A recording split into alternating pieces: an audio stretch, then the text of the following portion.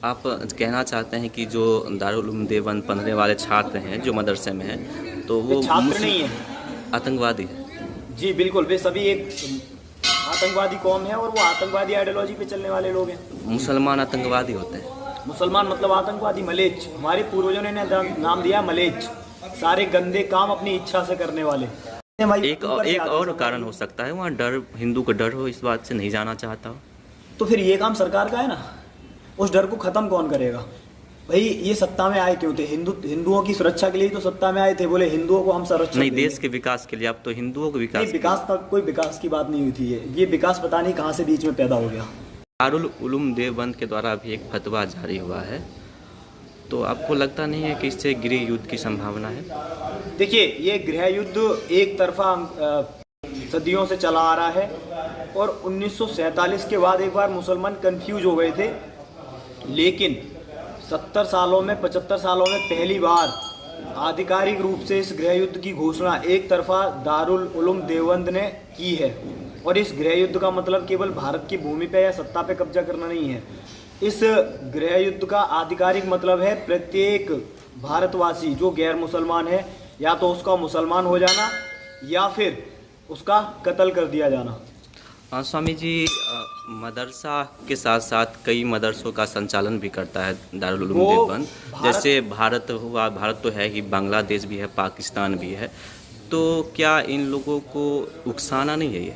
देखिए, दारुल उलूम देवबंद कोई छोटी मोटी संस्था नहीं है मुसलमानों की। वो भारत के साथ ही विश्व में इस्लाम फैलाने के लिए, गजवा यानी इस्लाम को कबूल करवाने के लिए दुनिया की सबसे बड़ी संस्था है मुसलमानों की।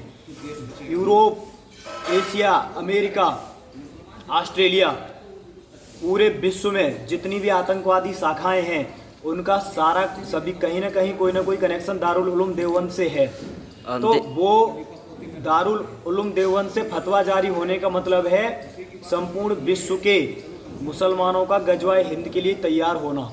आप कहना चाहते हैं कि जो दारुल उलूम देवबंद पढ़ने वाले छात्र हैं जो मदरसे में हैं तो वो छात्र नहीं है, आतंकवादी है।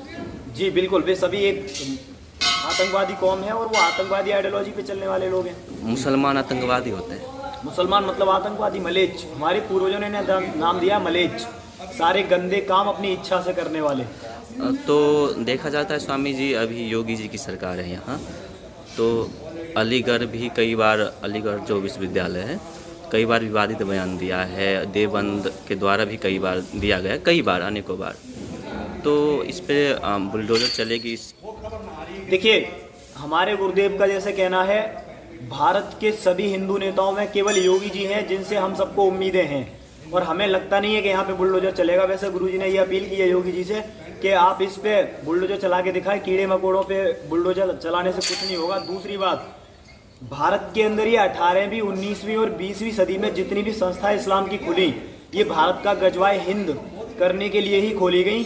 बंटवारा होने के बाद ये सारी संस्थाएं भारत में रह गई।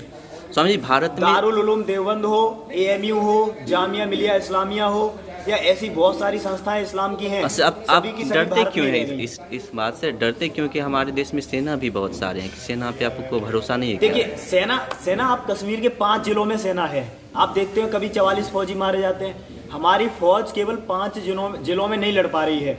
जिस दिन पूरे भारत में ये युद्ध होगा, हमारे पास इतनी फौज नहीं है। हमारे पास 13-14 लाख की फौज है, 10 लाख स्टैंडिंग, 23-24 लाख की फौज है। आपने अभी हल्द्वानी में देखा पुलिस कैसे भागी। जी। आपने देखा होगा पिछले साल शायद पुलवामा का अटैक जो हुआ था, सेना की गाड़ी के भारत में मुसलमान तो है नहीं ना, संसाधन नहीं है भारत में। नहीं, भारत में मुसलमान तो है नहीं उतना कि आप उससे हार जाएंगे या फिर इस तरह की बात करें। ये अगर किसी को नहीं दिखाई दे रहा है वो अंधा है। भारत में मुसलमान इतना है कि एक तरफा गृह युद्ध चल रहा है और हिंदुओं के कत्ल हो रहे हैं इस देश में। आपका सेकुलर पे क्या बयान है? देखिए, सेकुलर कोई चीज नहीं होती। सेकुलर मतलब हिंदुओं को मूर्ख बनाना। सेकुलर कोई है ही नहीं। या तो आप मूर्ख कौन बनाता है? या मुसलमान है। मूर्ख कौन बनाता है? राजनीति करने वाले या जो लोग इस्लामीकरण राष्ट्र। तो सेकुलर जो शब्द है ये राजनीति करने वालों के लिए केवल है? ये एक धोखा है। भारत के जो विशेषकर जो हिंदू नेता हैं, जो हिंदुओं का वोट लेने के बाद किसी भी हिंदुत्व के नाम पे ले लेते हैं और उसके बाद उन्हें मुसलमानों को भी वोट चाहिए या मुसलमानों की के पास उनकी कोई सीढ़ी है या वो मुसलमानों से दबे हुए हैं, तो उन कमजोरियों को छुपाने के लिए कभी कभी या आपके हिंदुओं को भ्रमित करने आपके के लिए गुरुजी सैकड़ों कहते हैं शब्द कि आप तो भारत की बात करते हैं, लेकिन गुरुजी कभी कभी कहते हैं आपके कि अगर मुझे पासपोर्ट मिल जाए तो मैं भारत छोड़ दूंगा। बिल्कुल, भारत का हिंदू निकम्मा है, सत्यता से बहुत दूर है। तो गुरुजी ने अपने जीवन के बहुमूल्य 27 साल इन हिंदुओं के लिए बोलने में दिए और इन हिंदुओं ने उनको सुना भी नहीं, समझा नहीं, इनका बलात्कार हो ये रहा भी है तो हो इनकी सकता बेटियों है का, और हिंदू उसको सुनना समझना नहीं चाहता। तो हिंदू इतने गुरुजी इतने दुखी हैं कि वो भारत छोड़ना चाहते हैं। कम से कम इजराइल जाएंगे, वहाँ लड़ने वाले उनके साथ तो होंगे। अब हिंदुओं की सरकार है फिर भी इतना व्यथा नहीं, ये हिंदुओं की सरकार नहीं है, ये हिंदुओं का धोखे की सरकार है। हिंदुत्व के नाम पे ये सरकार आई थी। ये सरकार हर साल अजमेर चादर भेजती है, 300 योजनाएं मुसलमानों के लिए लेके आती है, यूपीएससी उर्दू में मुसलमानों को करवाती है। ये हिंदुओं की सरकार नहीं है। 3200 करोड़ 3200 करोड़ का बजट है इस बार का। यूपीएससी क्लियर करेंगे मुसलमान, फ्री में सरकार करवाएगी उनको। आप देखो, हिंदुवादी सरकार ये करती है क्या? जो अभी फतवा जारी हुई है दारुल उलूम देवबंद से, क्या इस पर कोई बड़ी कार्रवाई होगी? मुझे तो नहीं लगता कोई कार्रवाई होगी। मौलाना साद मरकज वाला, दिल्ली वाला आज तक नहीं पकड़ा गया, और आसाराम को अब एक बार बेल तक नहीं मिली, बूढ़े संत को। मौलाना साद से ज़्यादा खतरनाक है क्या आसाराम बापू?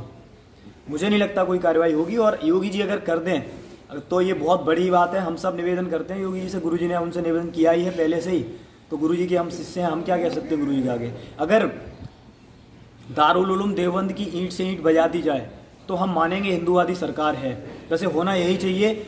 जो घोषणा दारुल उलूम देवबंद ने फतवा जारी करके की है, इसका सीधा सा मतलब है कि भारत का पूरी तरह से इस्लामीकरण कर देना, भारत में रहने वाले गैर मुस्लिम लोगों की हत्या कर देना। इसके बदले में दारुल उलूम देवबंद को खोद के तालाब करवा देना चाहिए योगी जी को। उसमें इस बात की पुष्टि की जाती है कि जो हमारे नबी थे उन्होंने हिंद के लिए, मतलब यानी हिंदुस्तान के लिए इस तरह की फतवा जारी किया था। तो आप उनके नबी पे भी सवाल खड़ा कर रहे हैं? नहीं, बिल्कुल। नबी जो है वो भारत अपने जीवित रहते हुए वो गजवा नहीं कर पाया, भारत पे हमला नहीं करवा पाया था। उसकी ये हार्दिक इच्छा थी कि भारत में इस्लाम फैले। एक नबी मतलब क्या कब्जा करना चाहेगा? एक नबी, वो नबी नहीं था कोई। नबी का मतलब मैसेंजर, वो कोई नबी नहीं था। उसने अल्लाह अपने मन से पैदा किया, उसके अल्लाह की सारी आयतें जो है उसी तो के कौन आसपास था? घूमती तो थी। कौन था वो एक स्वघोषित मतलब था, मैसेंजर कहें तो। लेकिन वो मैसेंजर नहीं था किसी का, हम उसे नबी नहीं कह सकते। ईश्वर किसी को ऑथोराइज नहीं करता। ईश्वर के लिए सभी जीव, हमारे यहाँ 84 लाख योनियां हैं इस पृथ्वी पे, सनातन कहता है, सभी ईश्वर के लिए उतने ही लेकिन दुनिया बराबर के हैं। सारे मुसलमान उन्हें ही मानते हैं। यहाँ पे तो वो मूर्ख हैं, इसीलिए हमारे पूर्वजों ने सारे मलेच्छ मुसलमान- कहा है। सारे मुसलमान बिल्कुल, ये सब प्रेत बनेंगे, इनका उद्धार होगा ही आप नहीं। विवादित बयान दे रहे हैं स्वामी जी। नहीं, विवादित नहीं, ये सच्चाई है। जैसे आप देखिए कि वसीम रिजवी थे, और हाल ही में एक देखिए, वसीम रिजवी ने सत्य बोला। अब वो वसीम रिजवी मत कहो उनको, वो जितेंद्र नारायण त्यागी हैं। जी, जितेंद्र वो नारायण सनातन- त्यागी। धर्म केवल सनातन है। अंबर जैदी ने कहा था कि मैं भारतीय मुसलमान हूँ। ये सब धोखा है। भारतीय मुसलमान क्या होता है? ये मुसलमान गुरु जी का फोटो कई हिंदूवादी लोगों के साथ वायरल हो रहा है, जिसमें कहा जा रहा है कि यति नरसिंहानंद तो हिंदू आतंकवादी है। देखिए, जो हिंदुत्व को नहीं समझते, गुरुजी को नहीं समझते, वो ऐसी बकवास करते हैं। लेकिन हम हमारे गुरुदेव को अच्छे से जानते हैं। हम अपने लोगों की रक्षा के लिए बात करना अगर आतंकवाद है तो फिर मुझे नहीं पता, मतलब सरकार जो संविधान है ये हिंदुओं को या किसी भी व्यक्ति को अपनी सुरक्षा का आपको अधिकार है देती है, वो अधिकार फिर कैसे कभी प्राप्त आप होगा? योगी जी का समर्थन में योगी जी का जो है तो समर्थन में बोलते हैं, कभी बीजेपी का विरोध करते हैं। देखिए, हम किसी पार्टी के व्यक्ति नहीं है गुरुजी। हम अगर कोई कार्य अच्छा हो रहा है धर्म के लिए तो उसका समर्थन करते हैं। हमने गुरुजी ने क्या मोदी मोदी जी ने कोई अच्छा कार्य नहीं किया? जब से मोदी सत्ता में आए अब तक तो नहीं किया। जो उन्होंने किया उसका समर्थन भी किया गया था, लेकिन पता चला वो उल्टा हो गया हिंदुओं के लिए। 370 के बारे में क्या कहते हैं? देखिए, 370 आप ये बताओ, 370 आपने हटा दी, लेकिन एक कश्मीरी हिंदू वहाँ बसाया नहीं गया। आप बात करते हैं हिंदू राष्ट्र की। नहीं, वो तो प्रशासन की फेल्योर है ना। उन्होंने तो जो करना था किया। कहीं ना कहीं देखिए, हिंदुओं में डर भी तो है। प्रशासन या सेना, ये आप जानते हैं, रक्षा मंत्री, गृह मंत्री, प्रधानमंत्री के हाथों में है। जो आदेश मिलते हैं सेना वही करती है ना। तो बसाने का अगर आदेश मिला होता तो प्रशासन अवश्य ही ये काम करता। प्रशासनिक लोग कहते हैं भाई एक और कारण हो सकता है, वहाँ डर, हिंदू को डर हो, इस बात से नहीं जाना चाहता हो। तो फिर ये काम सरकार का है ना।